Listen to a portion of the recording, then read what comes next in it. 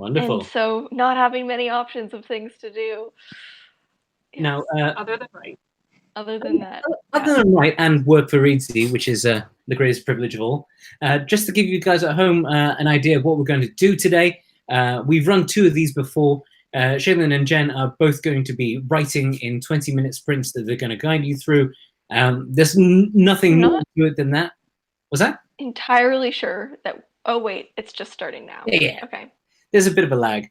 So between when we started and that point, you'll know the sort of lag between us saying something and when it gets to you. But yeah, because we did another live thing last week where we were just talking for about a solid 3 to 5 minutes to nobody. And you feel kind of foolish when you talk in a very stentorian way and nobody's listening. But yeah, so yeah, the format of this is these guys are going to be writing in 20-minute sprints, and you guys are going to join them and get some productive writing together. Jenn, what are you going to be writing this week?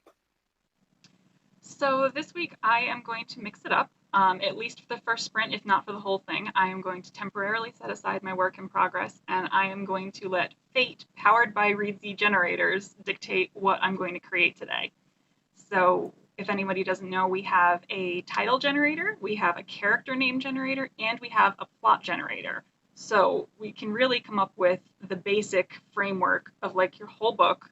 You don't need to put in any work beforehand if you want some easy inspiration.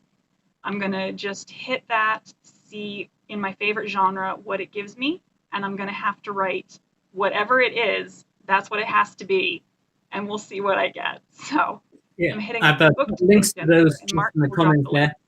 Yeah. So if you guys want to play along, but yeah, Jen's going to pick that. Shaelin, you going to join, or are you going to work on your work in progress? I mean, I could join. I had not planned on it. I was going to just work on my work in progress, but we could see what fate has in store for me. Okay. I might actually bring up one of these just so you can have an idea what it looks like. But we sort of made this a bit on a lark, but they are pretty fun ways to just pick up ideas for what to write if you're just completely stuck. I'm just going to hide myself. Oh.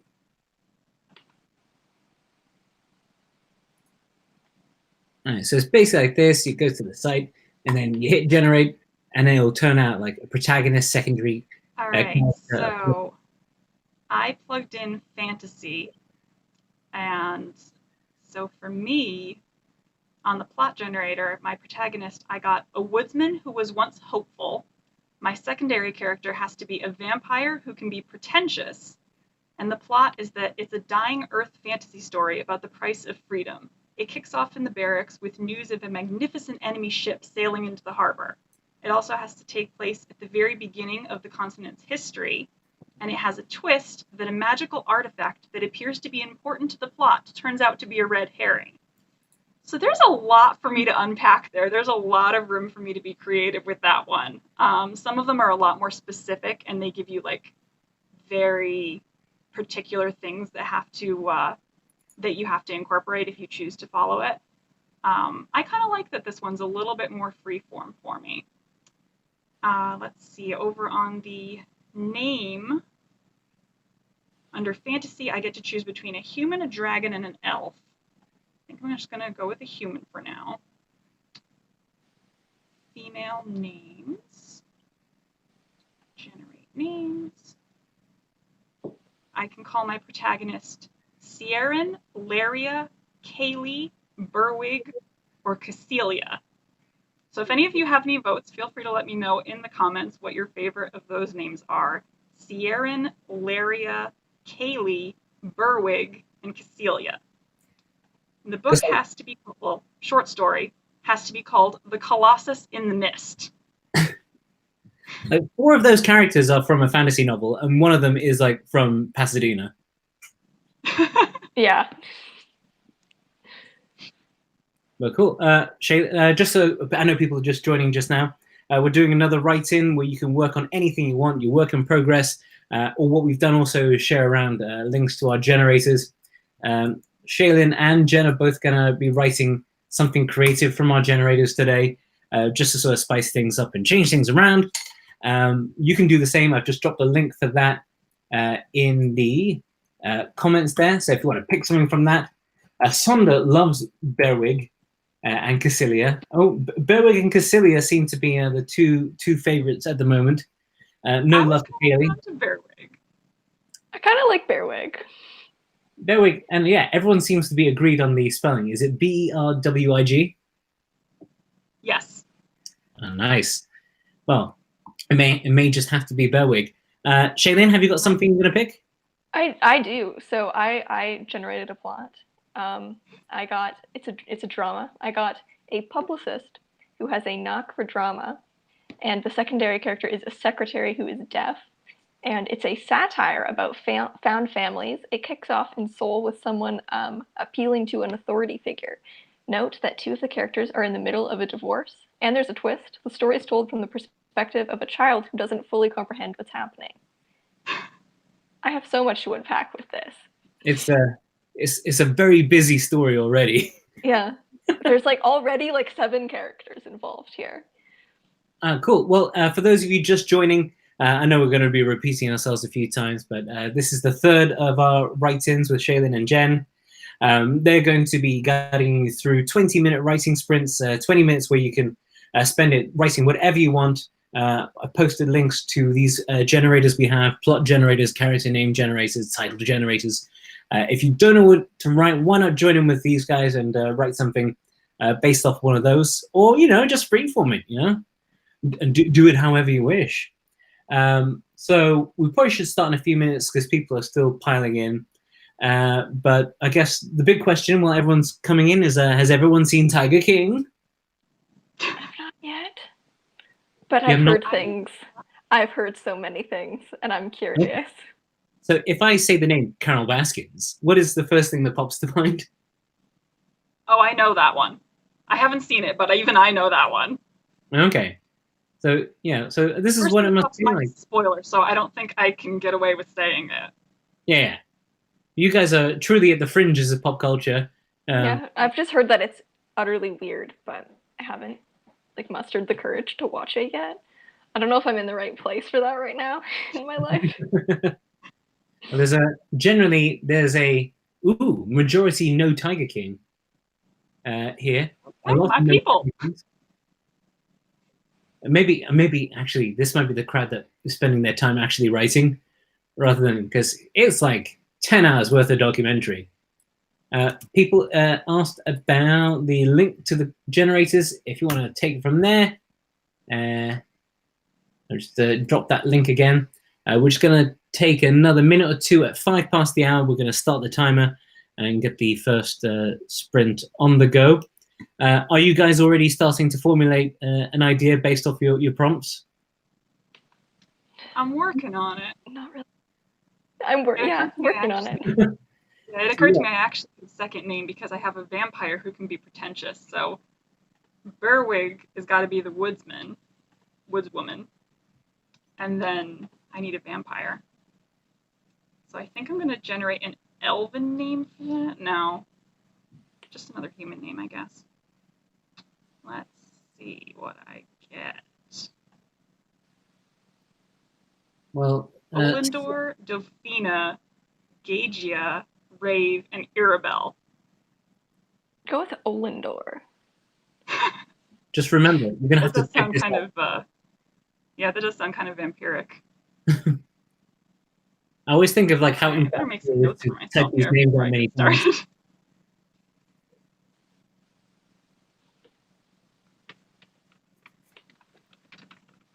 Ooh, someone says, what generators only saw the title generator? Well, we've got 3 of them there. I'll post it again.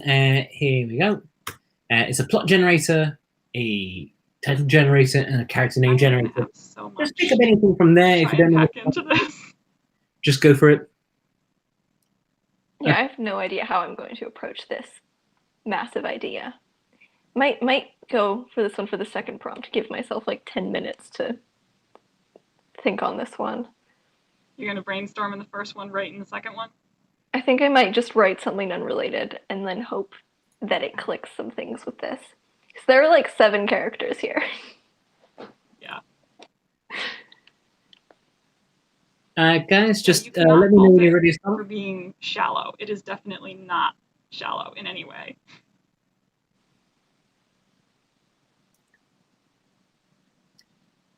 Can you guys hear me? Yes. Cool. Just let me know when you're ready to start, and we can kick this thing off. Right, I'm good to go, if everyone else is. You good, Jen?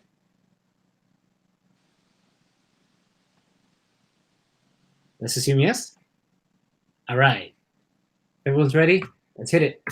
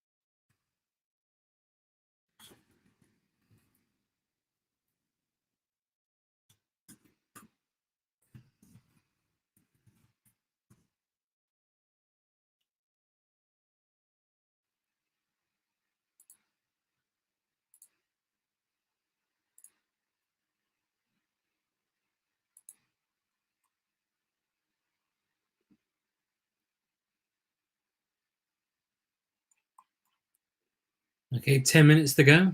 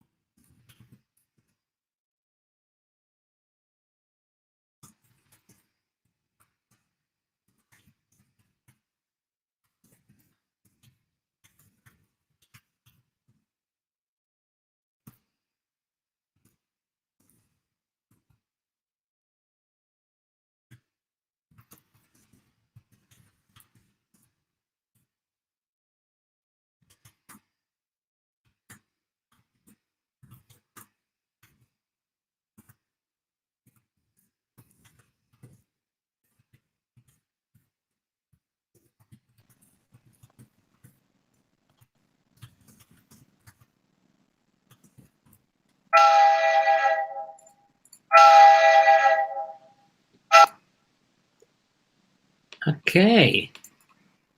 I'm going to put myself back on. How did we find that? I had a lot of fun with my prompt. Oh. Okay. So give us a reminder of what your prompt was and how far you got with that. So yeah, I was using the plot generator for a fantasy novel about a hopeful woodsman, a pretentious vampire, a dying Earth fantasy story about the price of freedom kicking off in the barracks with news of a magnificent enemy ship sailing into the harbor. And it gave me other details, but I haven't gotten anywhere near close to those other details yet. I was focusing on the barracks and the harbor, so we're working on that with Barrig the vampire, not the vampire, Barrig the woodsman. Terribly sorry. Shaelin, what did you get with yours? I did not get that far.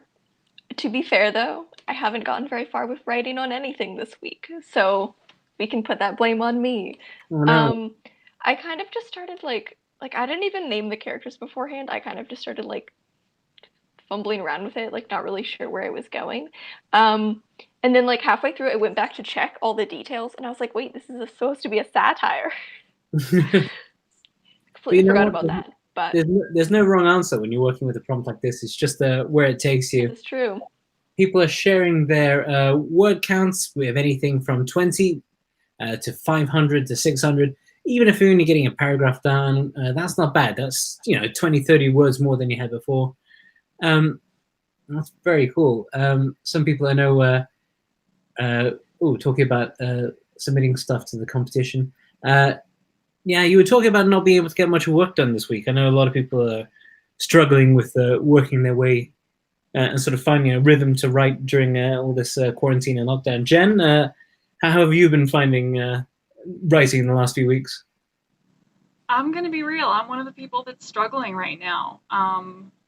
And like I understand how a lot of people are having backlash against the idea of, oh well, Shakespeare wrote King Lear. Totally fair to be having struggle. But unfortunately for me, like I'm a published author, I have books that my readers want to read next. I don't really have the option of just not working. As hard as it is for me, I really have to keep going. And so it's been a challenge. It's been a real challenge. And like for me, the the things that I'm trying to do most are to just make a little bit of progress as often as I can. I will hopefully build up to the point where I am meeting my quotas that I should be meeting. But right now, I have to take whatever victories I can get. I have to use things like writing sprints just to get things going. I have to sometimes work on something totally random just to keep working. To try and keep things in my head, I will do things like making sure to always think about my story a little bit before bed. That's something that I can do no matter how worn out I am. And it's something that I do when I'm in the middle of a really productive streak too.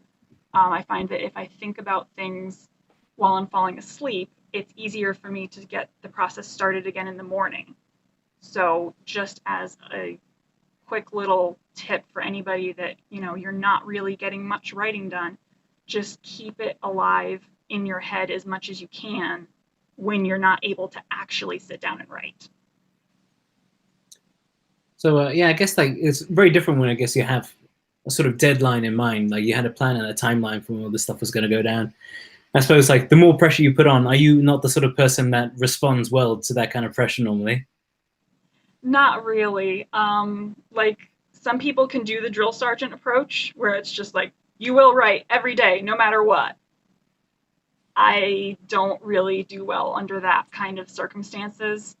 I have to work with my mental state. I have to work with my anxieties. I have to work with whatever it is I'm trying to deal with. So for me, that just means tricking myself. It means squeezing in the writing where I can and building off the different habits that I can create. There was a post on Instagram by an author, Kate Hope Day, that I saw the other day. She is back up to writing usually about 1,000 words a day, but she was saying that at the beginning of this, even if it was just 200 words of anything related to her work in progress was a win.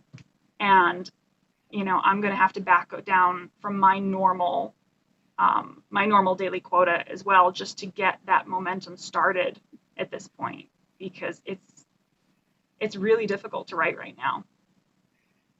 Shaelin, have you found your writing rhythms change at all in this time? Yeah, I kind of like, I would say that like for the first, like, so I've been in quarantine for about a month. And I'd say that for the first 2 weeks, I was so productive. I got so much done. It was so nice. And then about 2 weeks ago, I just completely crashed and I have barely done anything. But one thing that I think was really helping me at the beginning is like, if you can get like any kind of like, just like way to exchange work with people going. Like I got a little workshop assembled of like 5 people. And so we're trying to like submit like every other week. And so like because I was working up to like submitting to my workshop, even though it's like very relaxed, that still gave me something like really concrete to work for. And I was like, okay, like I'm said I would submit on Sunday, so I need to have something not just done but like coherent by Sunday. And so that really, really helped. And then as soon as I submitted, I kind of stopped writing because I didn't really have anything particular motivating me. So I think that like any way that you can get like a very like soft deadline that involves other people can really help. I think it's also nice to know that like then it makes it like a little social, like we got to have a little group Skype call and roast each other's work for a little. So that is something that I think really really helped. And this ties in a bit to something promotional. Like after the first 2 one of these, people were wanting somewhere where you can, if you look at the comments right now, you guys are, really supporting each other, gearing each other on, talking about your word count, your sort of problems. And so we set up a Facebook group that, we're not really moderating that much, but we set it up as a place where you guys can go. We've basically made it a private group so you don't get randos going in there. I just put the link to it in this thing. If you guys want to join it, I'll be sort of accepting people in it. And if you're looking for folks to exchange work with, or people to share deadlines with, or questions and support the sort of thing you're doing right now, which is wonderful, then yeah, head down there. Maybe it could be a place that will help. But yeah, we were talking about maybe at the end of this, we're gonna, of course, that's just our first sprint. We're gonna do 2 more of those. And at the end, we're gonna stick around. I know some of you guys got questions for Shaelin and Jenn. We don't really have time to get to all of them and start the sprints again. But remember, there's no pressure to stay here for the long haul. If you just can do one of these sprints, that's great. If you want to stay for all three of them, fantastic. And yeah, if you just want to hang about afterwards for the after hours edition, we'll just be hanging out for a bit and answering questions. So yeah, do you guys feel like doing another sprint? Yeah.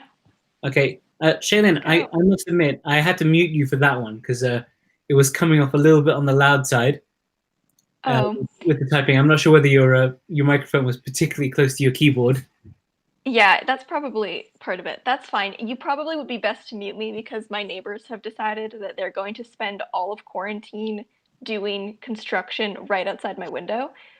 So that will probably start at any given moment. So if you don't want to hear the saw that I have been hearing for the past 5 days, it might be best to mute me. Okay, well, we'll see how it goes. We'll set another 20 minutes if everyone's ready. Everyone's asking for a link to the Facebook group. I'll post it a few times because, as you say, the comments go by so quickly. I'll post it a few times and then send it around in an email if you sign up on Eventbrite afterwards. Anyway, 20 minutes now. I'll be manning the comments, so be responding to anything you need. 20 minutes starting now. Have fun.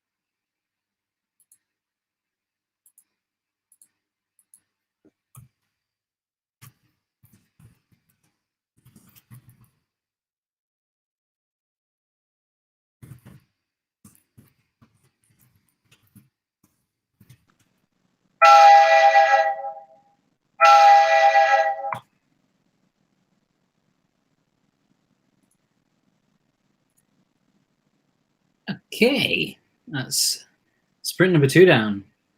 How much further did you get into that, Jen? Any more developments? I'm still working on the opening scene. What? Sorry, there's just a bit of an odd lag. Don't worry. It'll probably catch up to us in a second. So go ahead. Yeah, so I'm still working on the opening scene. They are at least outside the barracks at this point. I've progressed some.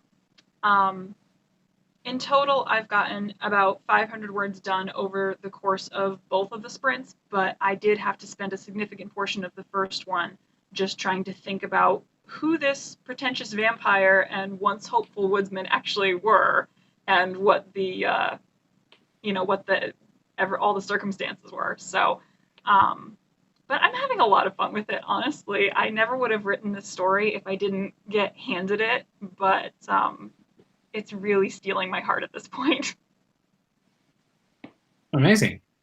Shaelin, any developments on your side? Not that much. I worked on my actual work in progress novel for that sprint, since I'm just really bad at writing things off the cuff, from prompts. I'm just really bad at it.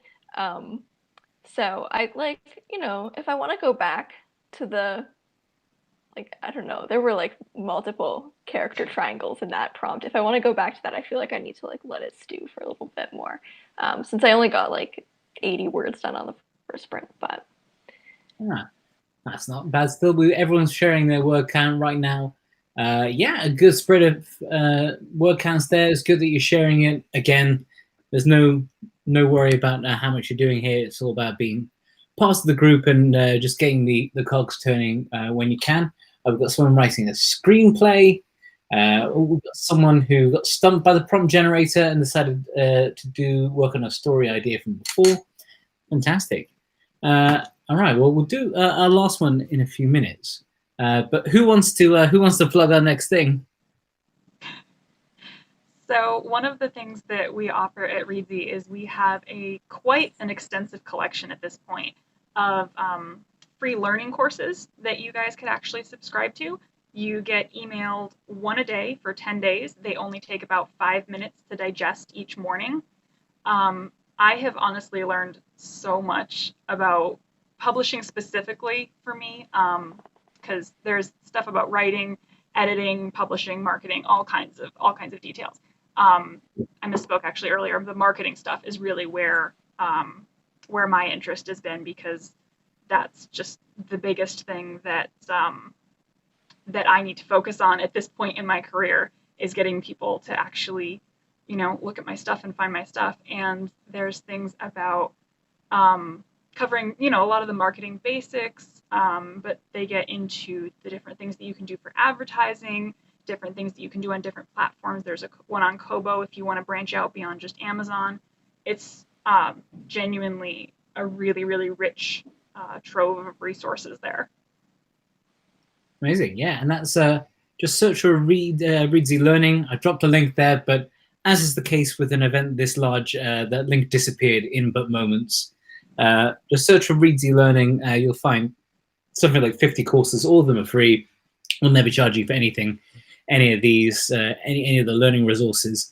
Me and Jen and Shaelin all work within the sort of content department, putting together things that ideally should help you guys to get access to the information you need, to the sort of expertise you need. We don't profess to be experts in absolutely everything, but we know enough of them that we're able to put this stuff together for you. So hopefully you'll head to Reedsy Learning and try to take a new course. We had some questions going in during the sprint, so I imagine you didn't have a chance to read it, but they were asking a bit more about the works that you were on. Are you working on a book called Honey Vinegar, Shaelin, right? Oh, yeah, it's not what I'm writing right now, but that's the novel that I just, I finished writing the first draft of that, about a month ago. It was kind of a very long-term project that I finally finished the first draft of. So I'm letting it sit for about a month or two before I have to tackle that one again. But is that the usual sort of resting period you usually put into big projects? It kind of depends, honestly. I don't really have a normal resting period. I think it kind of just depends on what I feel like it needs. But in this case, I felt like it needed about 2 months before I would feel like I had the energy to look at it again. So I'm hopefully like soon I have to start like sorting out my revision and like planning those out. But I think like 2 months for me is usually like a good amount of time to take off of a project. Jen, do you usually go straight into it, or do you have like do you put it in a drawer for a while? I actually usually edit as I go, so Yeah, so do by I. the Yeah. time, It's the thing we yeah. tell everyone to do, but it's hard not to. What was that? It's the one thing we always tell people not to do, and yet it's so difficult not to do it. I know. But basically that means that I'm working on it pretty much the whole way through. I'll take a break if I feel I need to, obviously. If I am losing all objectivity, I do hop over to another project for a while. But there's no real set amount of time that I give it specifically. It's all very intuitive, very gut-based, whatever I think I need to do for whatever project. Yeah. And as much as everyone will say not to edit as you go, I will say I'm a huge supporter of editing as you go if it works for you. Like it's absolutely terrible for some people, but for me it's like the best way to write. Like I stop and do like pretty deep revision every couple of chapters and like exchange it for feedback as I'm going. And then I feel like I don't get to the end and feel like there's just this like 90,000 word document that's an absolute disaster, and now I have to tackle all of it because that's really overwhelming. So I find it's like the best thing to keep from getting overwhelmed with revision because I don't like revising. So it helps with that. So I actually kind of recommend it, even though generally we say it's bad. That probably is fair. I think most of the time when they mean edit as you go, it tends to mean finish a sentence and then noodle around with it and try to whip it into shape. I guess if you can give yourself like a few chapters to then go back and shape that. You definitely don't want to just devolve into obsessing on your first 3 pages or your first 2 sentences or whatever. That is a waste of your time. You do need to keep moving. Even if you're not going to stop and edit periodically, though, one thing that I always do is I keep a running list of edit notes the whole time that I'm making my book, which is actually an easy way for me to not get distracted noodling around like that. Is if I happen to know how to fix it right off the bat and it's going to take me 2 minutes, I go ahead and fix it. If it's going to take me longer than that, I just write down what my problem is, where it is in the book, and move on. So. Cool. Well, people started doing our work for us. They've been exchanging some of the Reedsy learning courses they've taken before. I can see that there's actually some interest in the editing courses. There's a few of them that are quite good. We have 2 called Novel Revision, which is actually more about like novel structure. Another one on story editing, which helps you sort of get a sort of broad picture on where your story is, and so you can diagnose where there may be structural issues.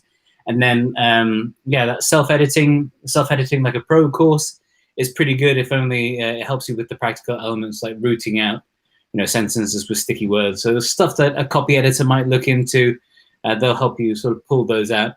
But remember, boys and girls, it's no replacement for a professional editor, as my bosses will no doubt want me to tell you.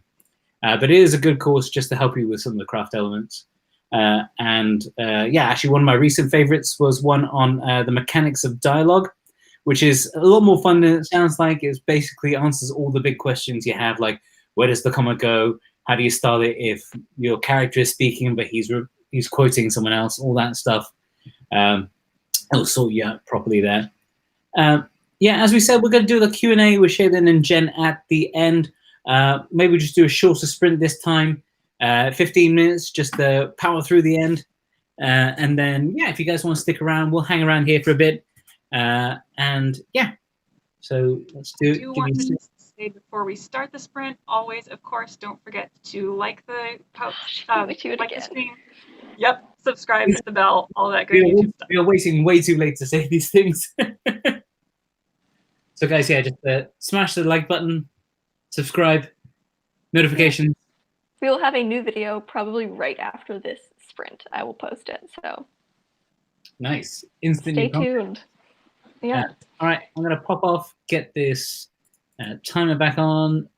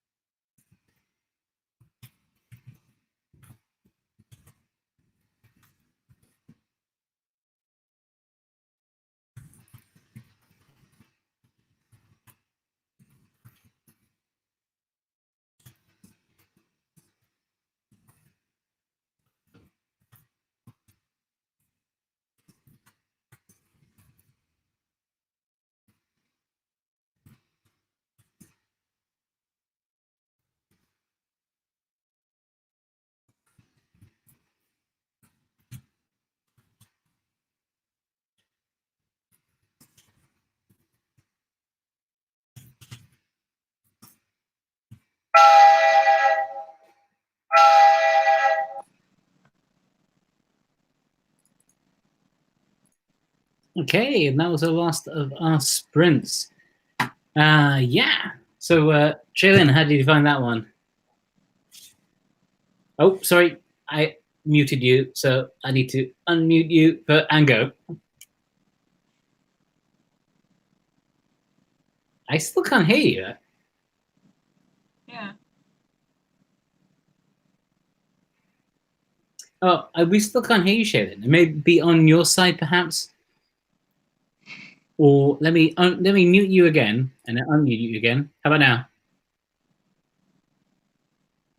Okay, can't hear you there. I might take you off and then put you back on. See if that works. 3, 2, 1. And still nothing. Do you want to refresh the screen and we'll bring you back on and maybe that'll do something? In the meantime, Jen, how did you find that one? I had a really good sprint that time.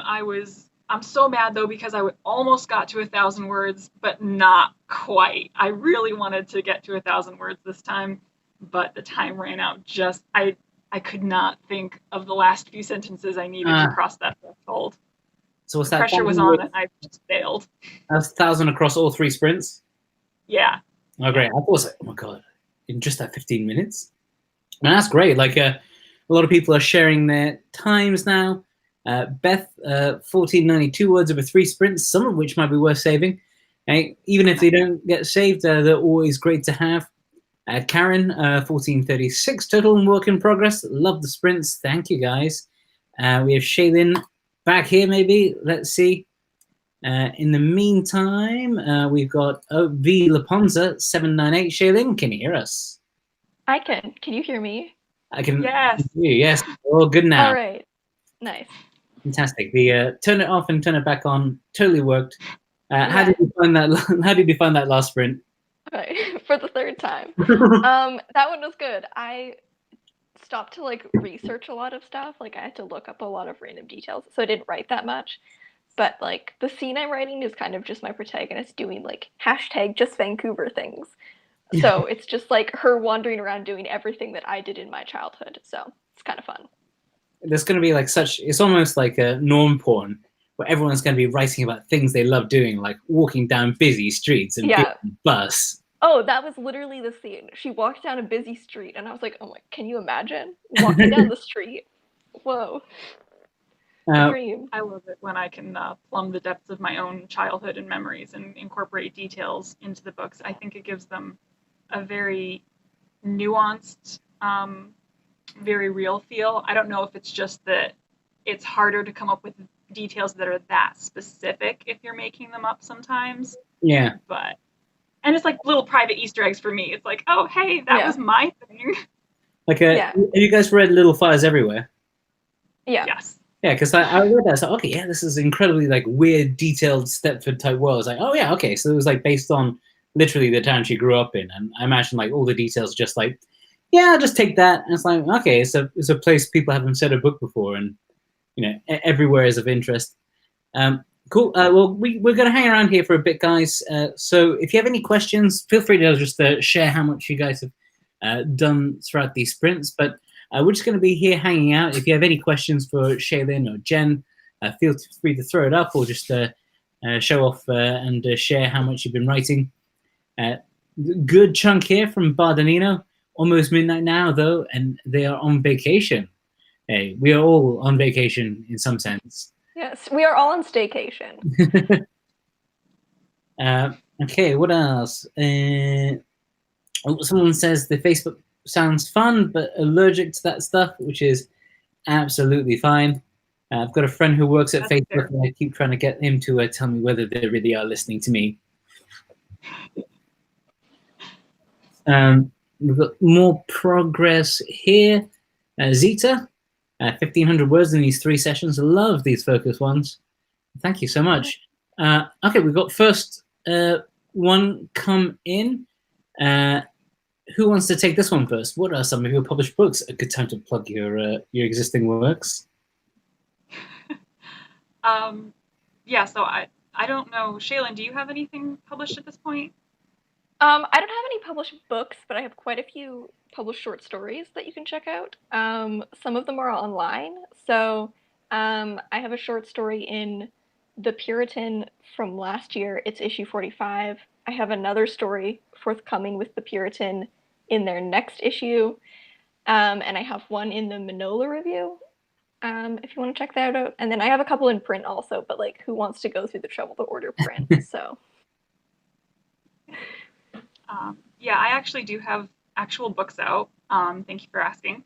I have a fantasy series that starts with something called The Lady of Souls, and I have a superhero series that starts with The Private Life of Jane Maxwell.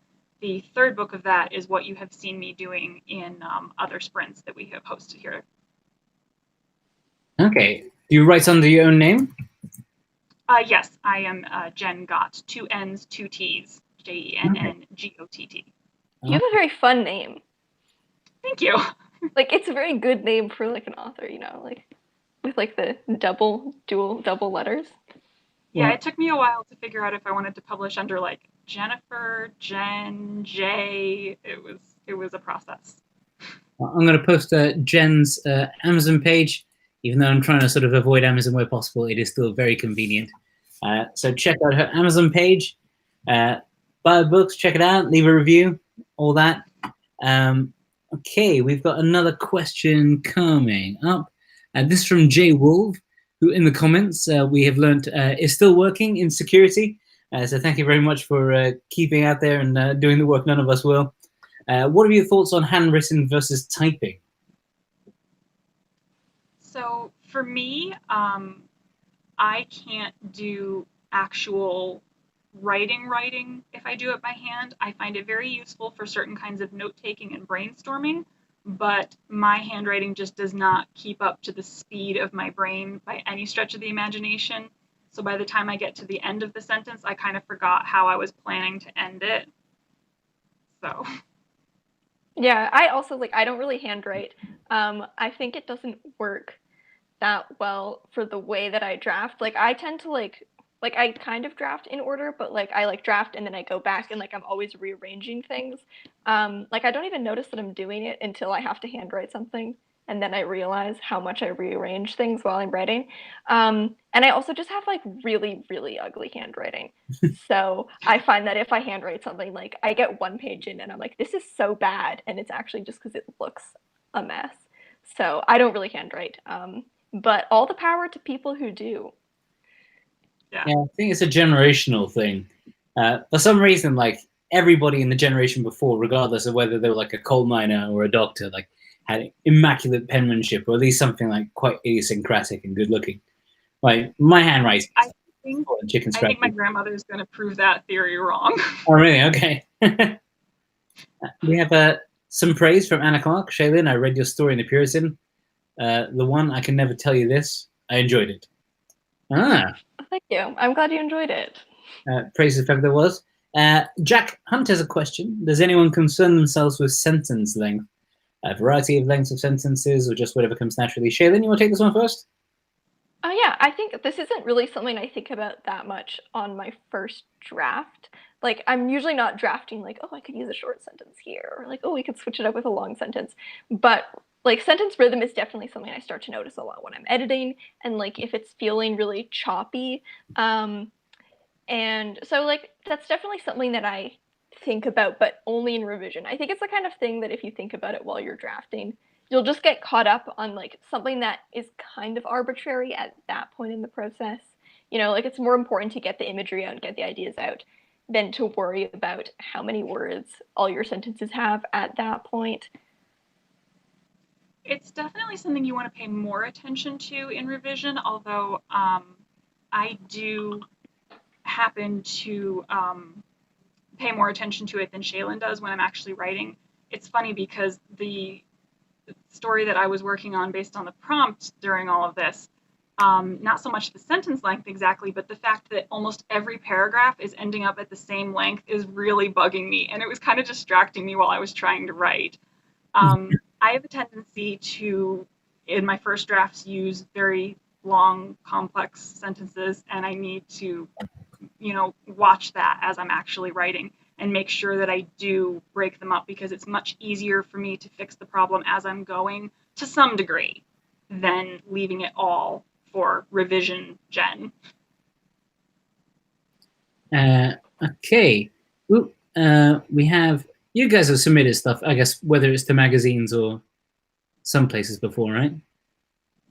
Either way. I submit aggressively and all the time. What are the best rejections you've gotten? And that includes really useful critique comments.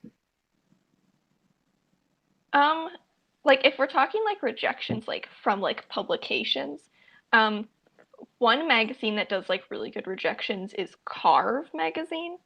Um, when I got a rejection from them where like they were really detailed and they included like two of the like two full paragraphs of feedback from different editors or readers that were on the board, like talking about like why they'd enjoyed it and like a few of the little issues that they'd found.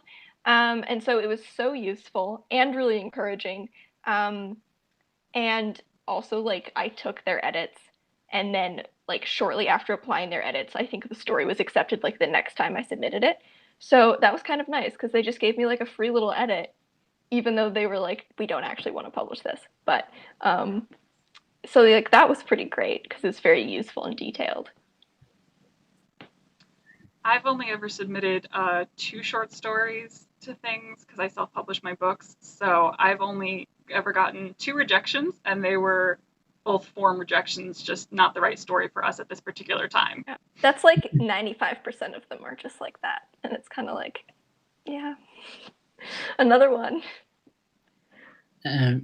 What's it? We've got a question here from Bardanino. I'm an over-explainer, curse of the engineer, I suppose. How do you decide where to elaborate and where to assume the reader will figure it out themselves? That's a really good question, and I'm not sure that I have an immediate answer for it. I think a lot of it is something that you just kind of intuitively learn the more you do it. Yeah. I think I tend to like things to be just explained enough that it's not totally confusing, and like continue to add details as the reader would ask the questions as you continue on throughout the scene, if that makes sense to people. Yeah, I think it's like it's hard to know like when I guess like it's often very intuitive, like when you should explain something in a detailed way. But I think that like anytime you are getting explainy, if you can focus on just like making the explanation interesting, like you can make almost like so it doesn't sound like a textbook, like if the character is explaining something kind of niche or it's like world building, if it starts to feel like distant and textbook like, then it just inherently won't be interesting. But if you write it with like interesting language or like it's like done through like an interesting like character action with like a problem to solve or something, um, then I feel like explaining even something that might seem kind of technical could actually be really fascinating. Yeah, there's definitely, especially if you're writing any kind of speculative fiction, there's definitely an audience who adores all the details. They want to know exactly how your society works, top to bottom. They want to know all about the propulsion of your spaceship. So there's definitely different types of stories that allow for a lot more explanation than others. So what genre you're working in and what kind of audience you're writing for is definitely going to factor in as well. All right. Cool. I've got like a couple of these questions have been popping up recently about copyright. Anna Clark says, "Are you concerned about copyright issues when you submit stories to a magazine?" Yeah, I can feel that one because I submit a lot. I'm not. So if you're submitting to like reputable magazines, you should maintain the copyright, and usually like they'll mention that on their website. Every story that I've had published, this publication got first North American serial rights, and the rights reverted back to me after publication. So I still have the rights to everything I've ever published. They just got first rights, so they were the first one to publish it, but I still have all the copyright to the story, and I can republish it. So yeah, like if it's a reputable magazine, you should keep the copyright.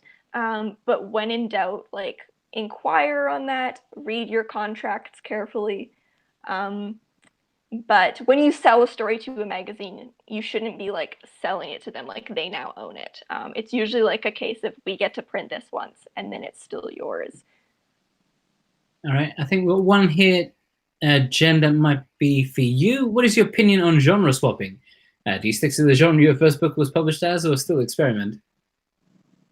So this is largely more of like a marketing question than an actual writing question in my mind, because it comes down to, do you want to try and carry your readers over from one genre to another? Do you want to try and write under a pen name and start from scratch and build up a whole new set of readers? There are a lot of people who, if you genre swap, they're not going to be that happy with you as a writer. It depends, obviously. It depends on your audience. It depends on the genres you're writing in. Some of them are really closely linked. So like I had said, I write fantasy and superheroes. That you, in my experience, you can genre swap pretty much as you want to, because it's all kind of under that speculative fiction umbrella. And like the way I tell the stories and the kind of character focus versus plot focus kind of thing remains the same across my books. And like there's a lot of carryover in voice and tone and all that. So if they're a close genre, you can feel free to genre hop, in my opinion, as much as you want to, and enough people will probably follow you that it doesn't make any difference to your sales.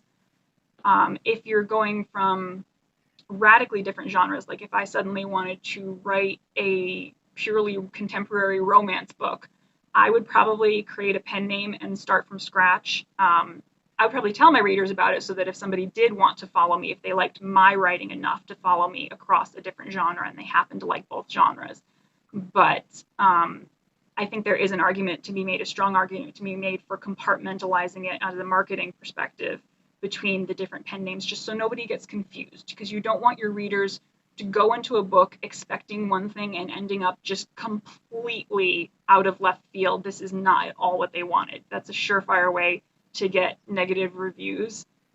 In terms of actually, if you're not concerned about publishing, you're not concerned about that, genre swap as much as your heart desires. It's fun, honestly. Yeah, like the big example I could think of, well, in the sort of commercial sense, is Ian Banks, who wrote, in science fiction, and he also wrote literary fiction. And as a science fiction writer, he was Ian. Yeah, also J.K. Rowling. And J.K. Rowling, yeah, true. But that one, like, I guess Ian Banks was able to carry over, sort of suggest this is still me. If you like my writing and my writing style, this is me, but there's an M in it. So just to know that this body of work is separate from this body of work, so you know how to sort of wedge those two bits aside. Whereas J.K. Rowling actually just went out there and found out it is pretty hard to break it in publishing, even when you have a deal, unless your name is J.K. Rowling. And Robert Galbraith's sales certainly went up and renewed his deal after that was found out. Which turns out was not a ploy, because some people really got in legal trouble for that. Cool. I'm going to find one more, and then we might call it a day. It's hitting about 9:40 our time. Carol C says, really enjoyed, but I have to go. Thank you for giving your time. Thank you. That's it. Karen Pepin, gotta go. Thank you for this great session. I'm just going to fish a little bit before for one more. Oh,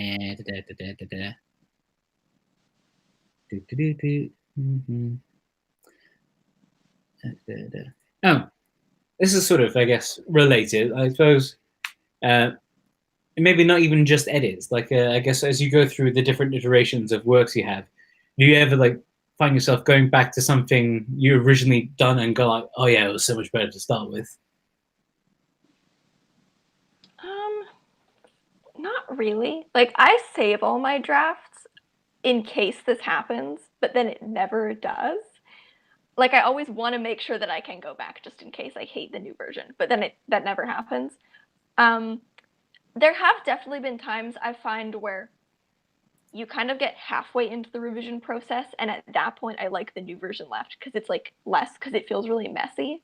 Like, I find like I'll have a first draft that has like many inherent problems, but it feels kind of clean because I've like polished it up.